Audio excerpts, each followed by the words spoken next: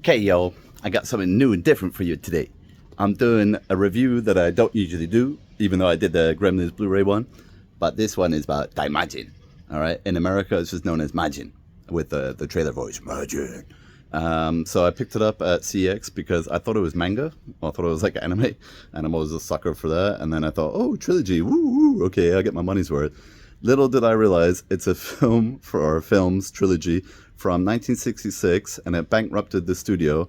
But it's basically one of those giant monster movies like Godzilla, but in this case, a stone statue. Now, I'll just tell you that some of the special features are actually not too bad.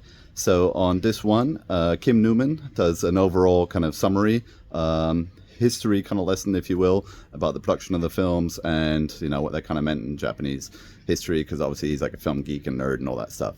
I'm not that geeky, but it was interesting to watch just because they implemented mats, sort of mat, if you know what mats are. So we use it all the time in After Effects, and they use it for big effects movies and stuff like that. Nowadays, I got LED screens, so you don't even do green screen, blue screen that much unless you got no budget like I do. But check this out. They actually had a primitive blue screen, all right, 10 years before Star Wars. Now, it wasn't just a blue screen. It was like a blue sort of glass, but with like lots of light bulbs. So you always have to light the green screen and blue screen separately, obviously. But this was kind of lighting it from the back, which is crazy. I've never even heard of that.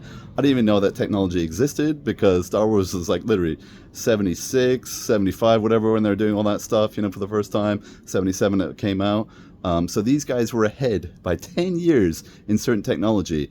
Now, another good thing is on disc 3, there's a history lesson by our cinematographer who shot, I think, 2 of them or something like that, and he was a big DP back then, and he worked on like 1 or 2. And at first I was like, oh no, hour and a half, God, it's going to be so boring.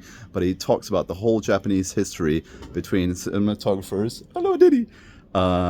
Basically at the time before the war and then post-war, the cameras that they had, all that stuff.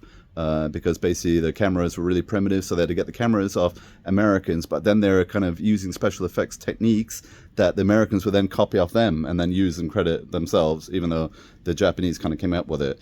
So the Japanese and certain Asians have always been like, you know, hello Diddy, look at that in the back. The first time Diddy in the review, hey, Diddy, you're going to be on YouTube. Anyway, I'll keep this brief because it's already 2.5 minutes. So either way, it's kind of worth a watch, whether it's worth the 15 quid as kind of nostalgic sake. So it's good a history lesson for me because I don't really know much about Japanese cinema besides Kurosawa. So these people, they kind of influenced Kurosawa, he influenced them back and forth and all that. So it's not a samurai epic in a way. It does have samurai in it, but it's more about the giant creature dude. Okay, that's me and Diddy signing out. Daimajin or Magic.